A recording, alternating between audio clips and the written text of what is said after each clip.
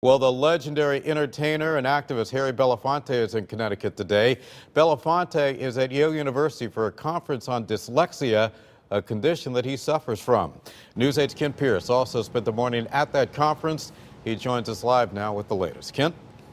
Yeah, Keith, this is a day-long symposium on dyslexia that Yale is hosting. And if you think about dyslexia as just that disease where people get some letters confused, well, you're kind of on the right track, but it is much more complicated than that. It is also much more common than you might think as well. One thing that the organizers of this symposium want to get out there is the fact that dyslexia affects 1 in 5 people. And in the United States, that works out to 10 million school children alone.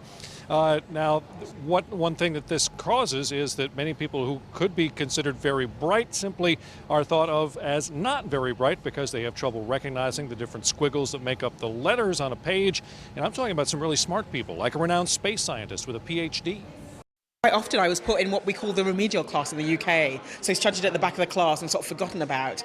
And it wasn't until we started doing science classes that I found my vocation, really. And to be honest, I think it's still a learning process. I think even now being dyslexic, I learn something new about it every day, and I learn something new about myself every day.